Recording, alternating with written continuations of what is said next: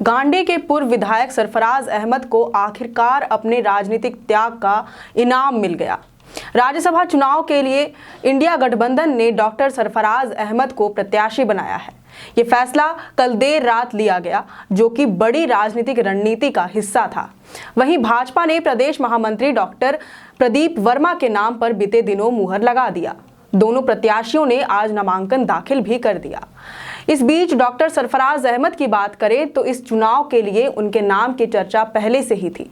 आपको बता दें कि साल के शुरुआत में ही जेएमएम से विधायक सरफराज अहमद ने अपने गांडे विधानसभा सीट से इस्तीफा दे दिया था, या यूं कहें उन्हें राज्यसभा का लालच देकर सीट से इस्तीफा दिलाया गया था, ताकि अगर हेमंत सोरेन ईडी के हाथों गिरफ्तार होते तो गांडे विधानसभा सीट पर पत्नी कल्पना सोरेन प्रत्याशी उतारी जा सके और कांग्रेस और झामुमो की परंपरागत सीट होने के नाते उन्हें उपचुनाव में जीत मिल जाती और वह मुख्यमंत्री की कमान संभाल लेती।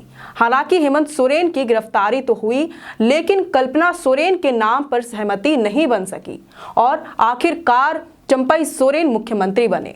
इस बीच कांग्रेस और झामुमो के बीच खींचतान भी शुरू हो गई। फिलहाल जिन 2 सीटों पर चुनाव होने हैं, उसमें से एक सीट पर कांग्रेस के दिग्गज नेता धीरज साहू काबिज हैं। राष्ट्रीय स्तर पर होने वाले चुनाव में कांग्रेस लगातार अपनी दावेदारी करती रही, इसलिए राज्यसभा चुनाव में भी कांग्रेस अपनी सीट छोड़ने को तैयार नहीं थी। लेकिन झामुमो ने भी सीट का दावा करके महागठबंधन का पेंच फंसा दिया। दरअसल झामुमो झारखंड विधानसभा में संख्या बल के आधार पर दावा कर रहा था, क्योंकि राज्यसभा चुनाव में जीत के लिए जरूरी आंकड़ा झामुमो के पास ही है। झारखंड विधानसभा में झामुमो के कुल 29 विधायक हैं, जबकि कांग्रेस के मात्र 17 ही विधायक हैं। आंकड़ों के मामले में झामुमो की दावेदारी मजबूत है। इसके बाद जैसे जैसे राज्यसभा चुनाव की तारीख नजदीक आने लगी, वैसे वैसे पार्टियों में भी हलचल तेज हो गई। इसी बीच इंडिया गठबंधन ने ऐलान किया कि गठबंधन की ओर से एक ही प्रत्याशी को चुनावी मैदान में उतारा जाएगा। कांग्रेस अपनी सीट का लगातार दावा करती रही, लेकिन झामुमो ने कांग्रेस से राज्यसभा की सीट ले ली। झारखंड से अब कांग्रेस के हाथ खाली हो गए हैं। इसी का परिणाम रहा कि सरफराज अहमद के नाम पर मुहर लगी और झामुमो ने अपने वादे को बरकरार रखा। हालांकि चर्चा इस बात की भी थी कि डॉक्टर सरफराज अहमद कांग्रेस की टिकट पर राज्यसभा का चुनाव लड़ेंगे, लेकिन सीएम आवास में हुई बैठक में तय हुआ कि वह झामुमो के चुनाव चिन्ह पर ही राज्यसभा का चुनाव लड़ेंगे। अब डॉक्टर सरफराज अहमद के राजनीतिक करियर की बात करें तो वह झारखंड मुक्ति मोर्चा के कद्दावर नेताओं में शुमार है। 1980 में वह पहली बार कांग्रेस के टिकट पर चुनाव जीतकर विधायक बने थे। बिहार से झारखंड अलग होने के बाद साल 2009 से लेकर 2014 तक वह गांडे सीट से कांग्रेस के विधायक रहे।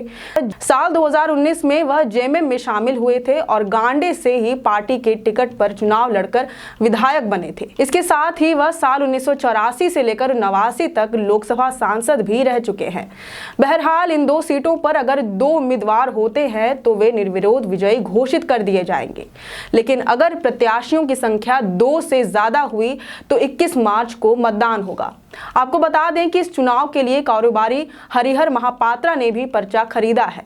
इस वजह से राज्य में एक बार फिर से साल 2018 वाली स्थिति पैदा हो सकती है। दरअसल साल 2018 में राज्यसभा की 2 सीटों के लिए 3 उम्मीदवार थे।